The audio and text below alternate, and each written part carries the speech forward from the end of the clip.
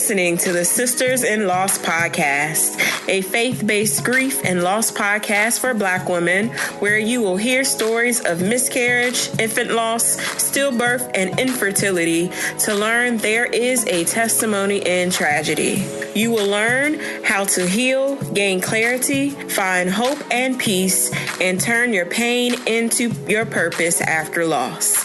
I'm your host, Erica M. McAfee. There are so many paths to motherhood, and for many women diagnosed infertile, gestational surrogacy is their chosen path. For the month of July, we are featuring surrogacy stories and journeys on the podcast. Welcome to episode 52 of the Sisters in Loss podcast. In today's episode, we have Eloise Drane, owner of Family Inceptions, the first Black-owned surrogacy agency in the United States. Eloise is a married mother of 5. She has donated her eggs 6 times and was a gestational surrogate for 4 babies. Yes, you heard that right. She was pregnant 8 times and once with twins as a gestational surrogate.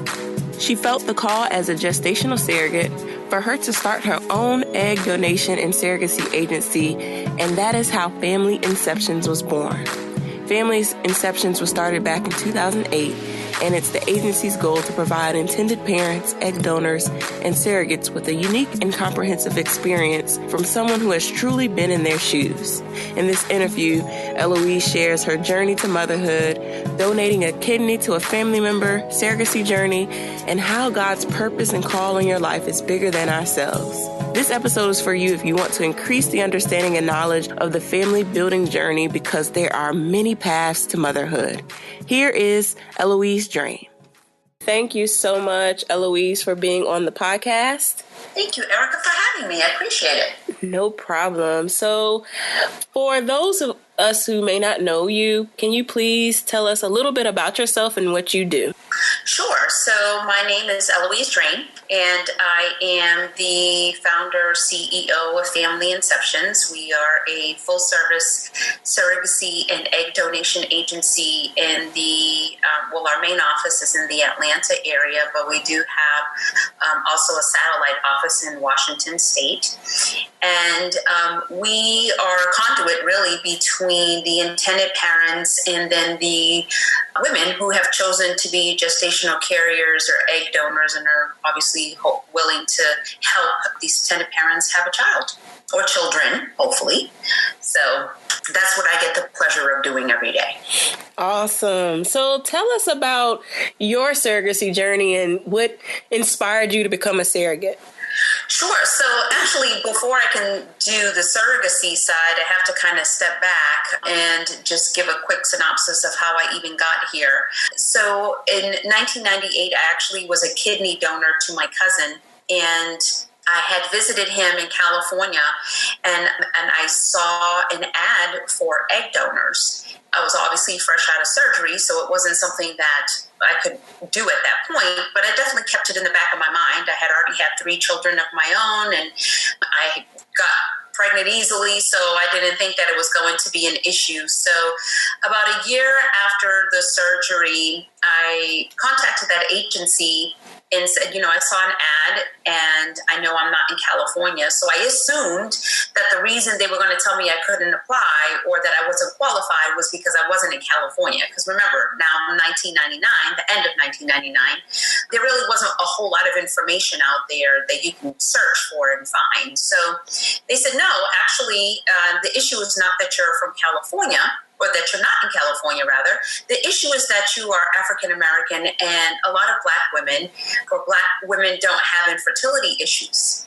So, yeah, we all know. That's not true, right? But, in 1999, not a whole lot of information out there. And so I said, okay, well, if there was ever somebody that needed assistance, keep my information and, call me. And so they finally did actually, I think about 9 months later or so, and they said that they had a family in Troy, Michigan, and would I still be interested in donating? And I said yes.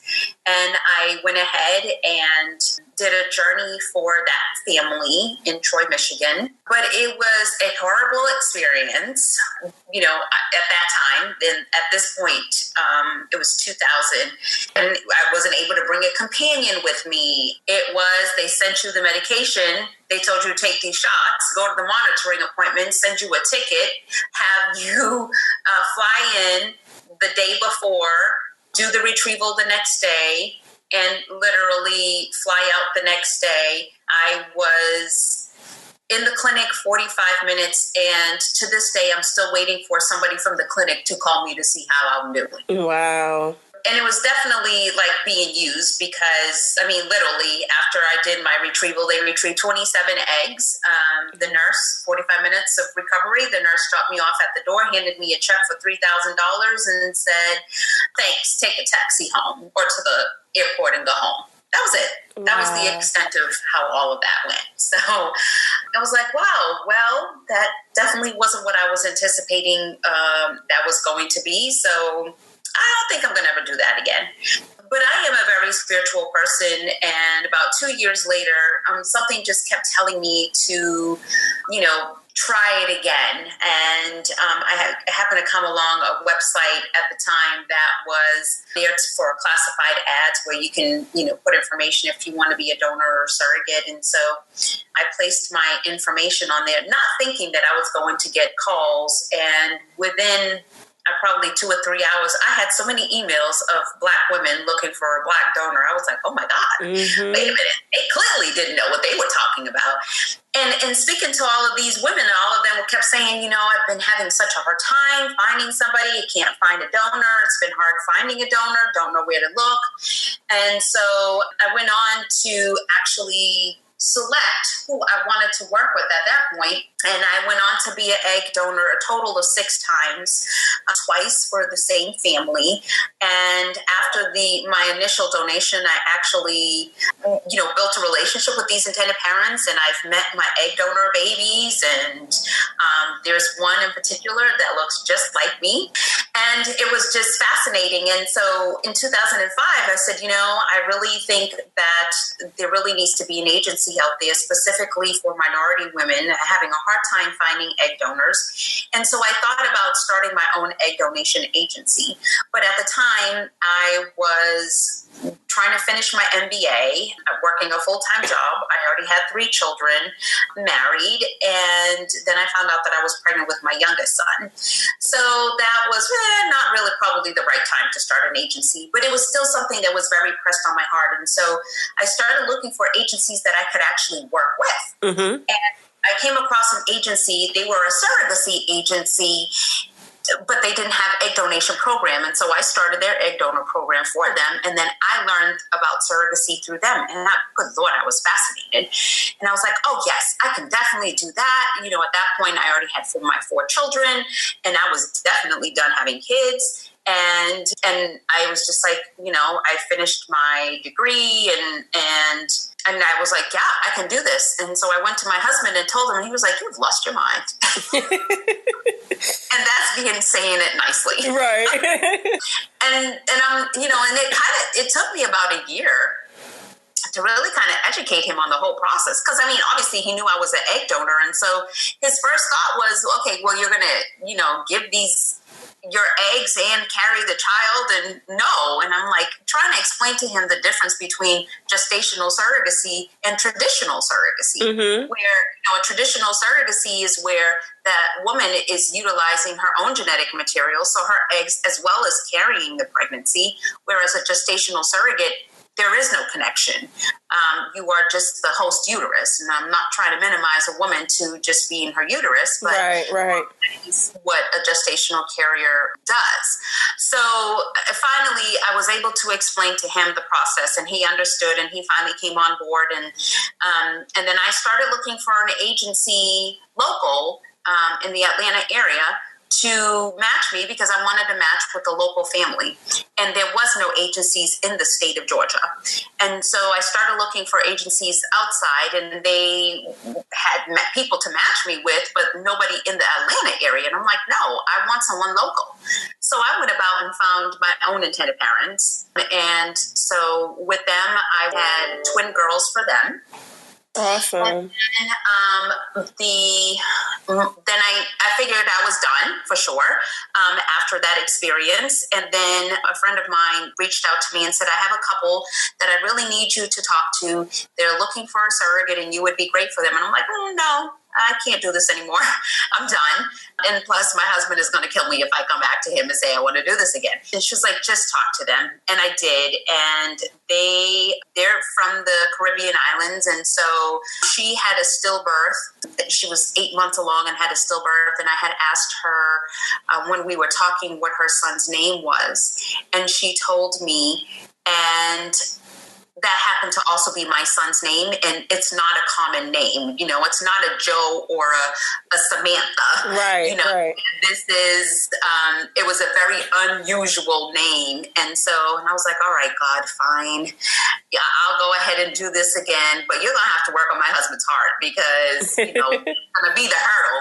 And luckily he did. And I went on to have a little boy for them. And then my last couple that I did a journey for, I had a little girl for them, and they had came to me and asked me to do this for them. And it took a while for, again, my husband to be on board, but finally he said, okay. And I ended up having a little girl for them. And then after I had her, though, I ended up having complications where I couldn't stop bleeding. And then they ended up doing an ablation, and the ablation then caused fluid to build up into my uterus, and then I had to have an emergency hysterectomy. Wow. Yeah. We share that in common. I think I mentioned that to you, that I had to have an emergency hysterectomy when I had my son due to a placenta abruption. I had a full abruption. Mm-hmm. Yeah, I didn't have the abruption, but that fluid, I mean, I literally thought I was dying. The pain was just so severe. So wow. So that's what led you to now actually start your agency back in, I guess this was around 2008, 2007, 2008? Yeah, so I started the agency in 2008, realizing that there was no agencies in the state of Georgia, and so I was the first agency in the state. And it's definitely been a whirlwind since then, officially 10 years old now. Mm-hmm. And, have definitely seen a lot of things and have heard a lot of stories and, just people's pain and their journeys of what they had to go through having a child. And, it just really makes me know that this is exactly where I'm supposed to be, and this is exactly what I'm supposed to be doing. Awesome. So you birthed 4 children of your own, 4 children through being a surrogate, a gestational surrogate. And then you have, however many eggs that were extracted, and people were able to, take and keep babies that are out there. I mean, my goodness. My goodness. God has definitely blessed you. My husband tells me all the time that I'm always trying to populate the world. Yes. No, I mean, but that's so amazing. And I think that, when we talked before, I was just like, this is definitely God sent, because when I was looking for Black-owned agencies, there aren't that many at all in the country. I mean, you may be the only one. Is that true?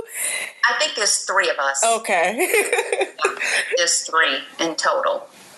So why is it hard for most Black women or just Black couples? I know we talked about cost before, but what's the reason why there aren't many Black women who are willing to be surrogates, and then Black women who have experienced some infertility or, have had a hysterectomy like myself, we don't go through that process of finding a surrogate?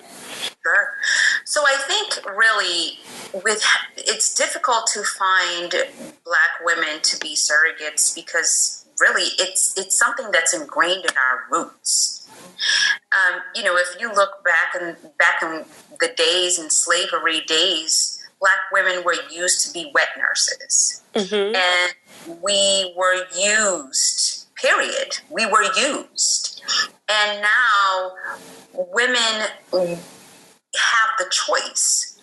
And not to say that there aren't Black women that are willing to be surrogates, but it's very hard-pressed for you to say, yes, I want to be a surrogate, and then your family be on board. Like I said, when I went to my husband and told him, he was like, "You've lost your mind. No, why would you want to do that?" And so it really was where, I wanted to make sure, for me anyway, that when I decided that I wanted to be a surrogate and even decided that I wanted to start this agency, that it was more of, yes, us as Black women, we can definitely do this of choice. A lot of people, when I first decided that I wanted to be a surrogate, and I used to tell people, this actually one lady who was a Christian, I couldn't even remember what she was, but she was telling me that, this is against God, and how could I do this, and so on and so forth. And I'm like, really? I don't understand how this could be against God, because if you're Christian and you believe that Jesus was born of Mary, then you would know that Mary was the surrogate. Right, and she was, exactly. He's the son of all of us, and quite frankly, his father was God, who was the sperm donor. So, I can't explain how all of that worked, but I can assure you that, God put surrogates into the world a long time before we came along, and everybody likes to talk about Sarah and Hagar, but Hagar was forced. She wasn't of free will, right. Whereas Mary did it out of her free will. Right. And that's what surrogates get to do now. It's actually more of being empowered and knowing that you have the strength and you have the ability to be able to give such a blessing, to be able to change a legacy for somebody. There's no words. There's nothing that could tell a woman how worthy she is in being that strong to be able to do that. Mm-hmm. So that, I think, just embodies what a Black woman is. Mm-hmm. I agree. Amen. And so for Black women to not want to be surrogates, sometimes I get it. I definitely understand. But at the same time, I'm just like, if you only knew how empowering it really was, you may actually change your mind. Awesome. The Sisters in Loss community is holding a baby shower on Saturday, July 14, 2018 in Virginia. We are celebrating the expectant rainbow babies of our sisters in loss by gifting them new and gently used baby products. We are talking about the works from diapers to strollers. If you know another angel mom who is currently pregnant with their rainbow baby, please go to babyshower.sistersinloss.com to register to receive gifts. If you would like to donate to the community baby shower, go to babyshower.sistersinloss.com for more information. So let's talk about the cost. The cost is, money always strays people away when they see the bottom line, especially if they've already gone through, several IUIs, they've gone through IVF and they've had failed IVFs, and surrogacy may be the only option. Some people are deterred from the cost of surrogacy. So can we talk about cost and just the options that your agency in particular has? Yeah, so unfortunately, it is what it is. The cost to do surrogacy in the United States is very expensive. You're probably looking at anywhere between $90,000 to $125,000 to complete a surrogacy journey from start to finish. And I'm talking about the medical, the legal, the compensation for the surrogates. Literally until you get your baby home, that's what you're probably going to be looking at. And there are programs out there that help to provide scholarships, and there's also companies out there that provide financing, so you can actually finance your whole journey. But it's still very difficult, and at the end of the day, it's still something you're going to have to pay for. Mm-hmm. And it's still very expensive. A lot of people used to do international surrogacy because it was half the cost that it was in the United States. But now with international surrogacy, it's so volatile that you really don't know if it's worth trying to take that risk. There's countries right now, like such as Ukraine or Greece, that, people are going to and doing surrogacy there. But again, it's still a risk. Whereas with the United States, of course, depending on the state, because not every state allows for surrogacy, you are guaranteed pretty much that once you have your child, you're going to bring your child home. And it doesn't matter if the child is biologically related to you and your partner, or if you use donor eggs, or even if it was donated embryos. Again, depending on the state, but you get your name on the birth certificate and you get to bring your child home, and that's that. There's no other hoops you jump through that you may have to in a different country. I understand. So let's go back and talk about egg donors. So back when you were looking to be an egg donor, there wasn't a lot of Black egg donors out there. How is the statistics now? Are there more Black women who are going and donating their eggs so that, they could help other Black families have kids? Oh yeah, there's a lot of more Black donors now than there was before. And it's still difficult sometimes to find the qualified donors that, specifically if you're looking for a Black donor with high SATs or high IQ scores, or that went to Ivy League schools, or, things like that, that's still going to be very difficult.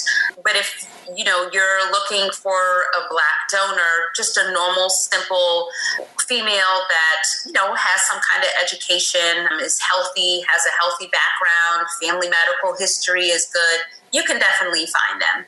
And nowadays, there's a lot of fertility clinics that have their own frozen egg bank program. Mm-hmm. And it's actually much less, it's less expensive to go through a frozen egg bank program than it is to go through an agency when you're looking for an egg donor.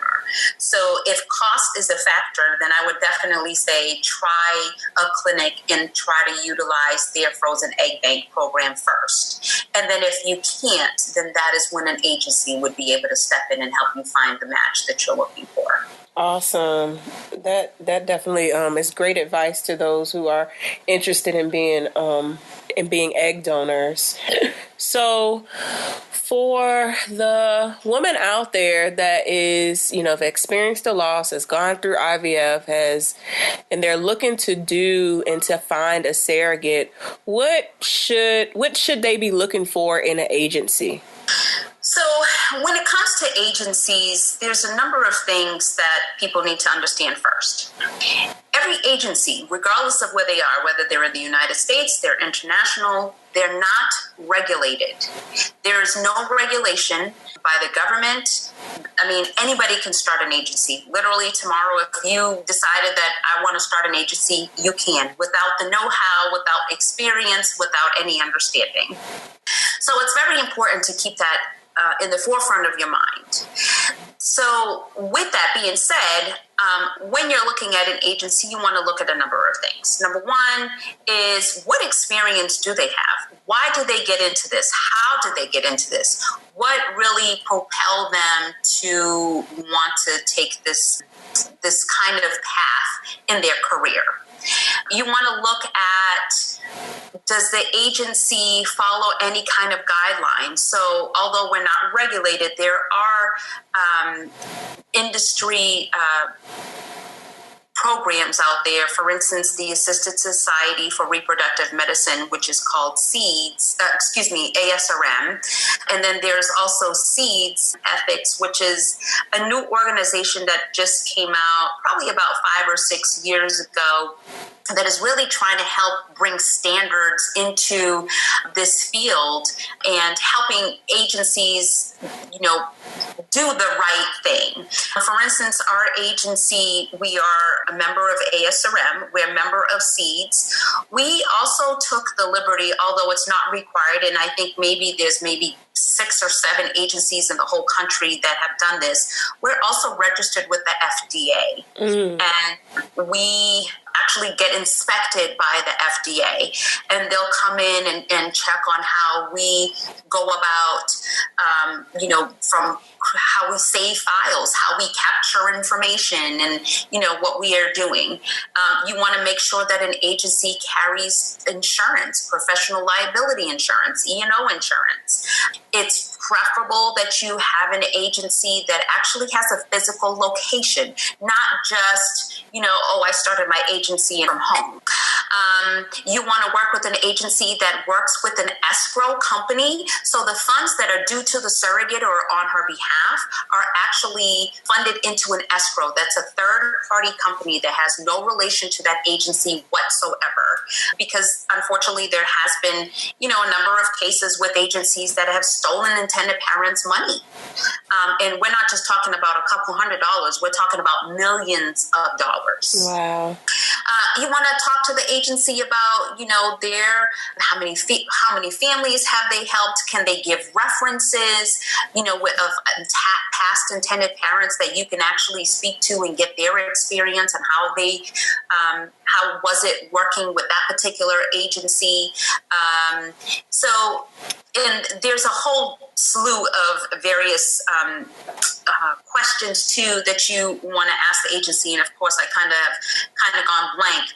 But if anybody ever wants to know, we definitely have a handout that we can send to people that on questions that they can ask agencies, and you can actually even Google questions to ask surrogacy agencies before you hire them, and that will definitely help put some questions in your mind of when to look for agencies. And then the one big important thing too is you want to ask the agency, what is the overall cost? Not just the agency fee. You have a detailed breakdown of the cost. What can you anticipate as far as what the journey is going, the cost of the journey is going to be, what the agency is going to charge, out of that fee that they're charging you, what is provided in that, what about the legal, what about psychological, what about the escrow, what about, their program and how they paid the surrogate, and what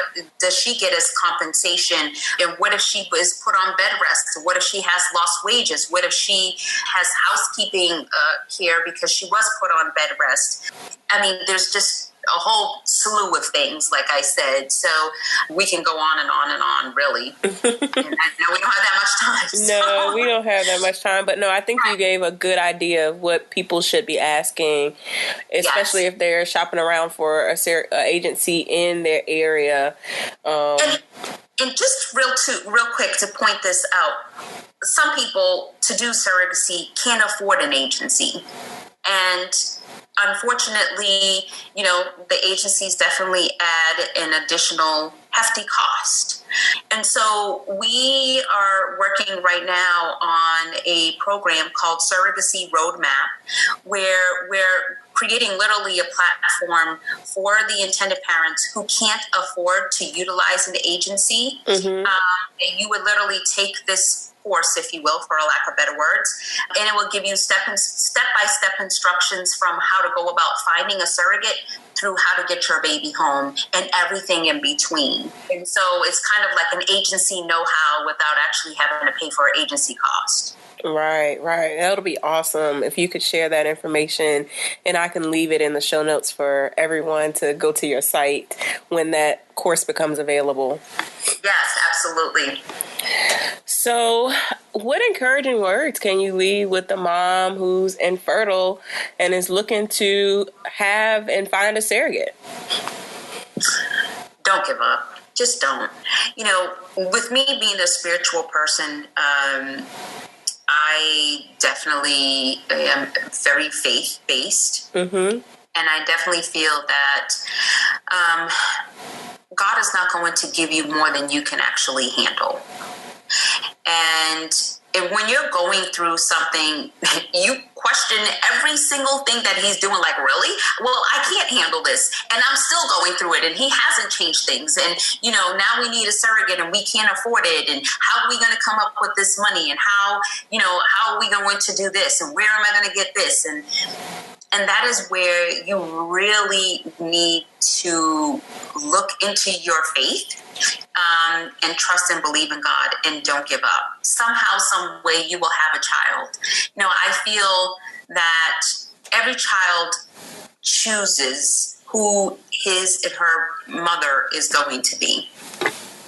And I also feel that sometimes what we have in our minds of how we're going to go about having a child is not what was in God's plan. And we need to allow God to work his plan. And we just have to be patient to do that. And then as hard as it is and as difficult as it is, everybody, every single person in life, they are waiting on something. They're hoping for something. They're dreaming about something. You know, for you guys, it might be, you know, having a baby. For somebody else, it might be finding a husband. For somebody else, it might be, you know, hoping that their child won't get into a certain path, or, you know, whatever the case might be. We all have dreams and desires and hopes. But that's why I feel like God has said, I know that. And I already know what the plans are. I already know what the outcome is going to be. But if you trust me, I will make sure that I fulfill your heart's desires. You have to trust me. You have to believe in me. You have to have faith in me. And you have to just go along with whatever it is that comes along your way and just keep churning and saying, okay, God, you know, I know that this is just yet another step that I have to take to get closer to where I need to be so I can have my child, so I can have my baby, so I can have my whatever. I'm just going to keep trusting. I'm just going to keep believing, and I'm not going to give up hope. Awesome. Thank you so much, Eloise, for being on the podcast. Can you share where we can find you, your website, to your agency, and then where we can find you on social? Sure. So our website is familyinceptions.com. So FAMILYIN as in Nancy, CEPTIONS.com. And on all the social media platforms, Facebook, Instagram, Pinterest, Twitter, it's just literally Family Inceptions. Our phone number is 678-473-4865. And if anybody has any questions, they can always email me at Eloise, ELOISE, at familyinceptions.com as well. I am always more than willing to answer any questions. We actually offer a free hour consultation on our surrogacy program. And hopefully the information that we even provide during the consultation, if it is that you wouldn't be able to work or afford to utilize an agency, that you can at least take that foundation and be able to kind of figure out what you can do on your own. And then, of course, hopefully the surrogacy roadmap will be up in a couple of months, and people can definitely use that and be able to, you know, have a guide to be able to do this and not have to pay an agency cost. Awesome. Thank you so much again, Eloise. Well, you're welcome, and thank you for allowing me the time to share.